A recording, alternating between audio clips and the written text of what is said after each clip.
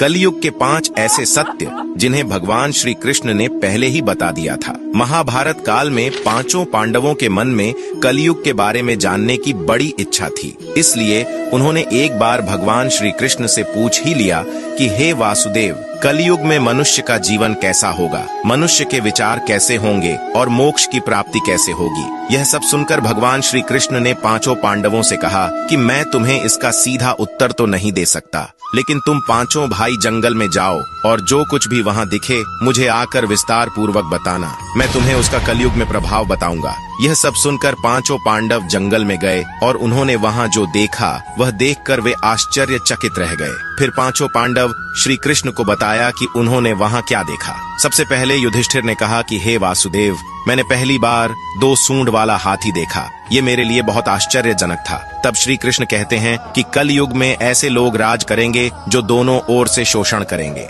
कहेंगे कुछ और करेंगे कुछ और, मन में कुछ और होगा और कर्म कुछ और ही करेंगे। ऐसे ही लोगों का कलयुग में राज होगा। उसके बाद अर्जुन ने कहा कि हे वासुदेव, मैंने जो देखा वह तो इससे भी आश्चर्यजनक था। मैंने एक पक्षी देखा जिसके पंख पर वेद लिखे थे, लेकिन वह मांस खा रही थी। तब श्री कृष्ण बताते हैं कि कलयुग में ऐसे लोग रहेंगे जो बड़े ज्ञानी कहलाएंगे। वे ज्ञान की चर्चा तो करेंगे, लेकिन उनका आचरण राक्षसों जैसा होगा। कलयुग के मनुष्य धन और संपत्ति के लोभी होंगे, भले ही उनके पास कितना भी ज्ञान क्यों ना हो। उसके बाद भीम ने कहा कि एक गाय अपने बछड़े को इतना चाटती है कि बछड़ा लहू लोहान हो जाता है। तब श्री कृष्ण कहते हैं कि कलयुग में माँ के बच्चों की प्रति ममता इतनी बढ़ जाएगी कि उन्हें अपने विकास का अवसर ही नहीं मिलेगा, जिसके कारण मोह माया में पड़कर वे बर्बाद हो जाएंगे। इसके अलावा जब किसी का बेटा घर छोड़कर साधु बनेगा तो हजारों लोग उसके दर्शन करने जाएंगे, लेकिन जब खुद का बेटा साधु बनेगा तो वे रोएंगे कि मेरे बेटे का क्या होगा।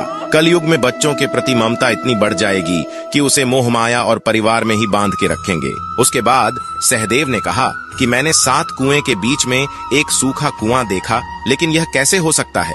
इस पर श्री कृष्ण कहते हैं कि कलयुग में मनुष्य फालतू की चीजों में अपना पैसा बर्बाद कर देंगे, लेकिन वह देखेंगे तक नहीं कि पड़ोस में कोई भूखा मर रहा है। इसके अलावा कलयुग में मनुष्य अच्छे अच्छे कपड़े पहनने, खाना खाने और घूमने में अपना सारा पैसा बर्बाद कर देंगे, लेकिन किसी के 2 आंसू पोंछने में उनकी कोई रुचि नहीं होगी।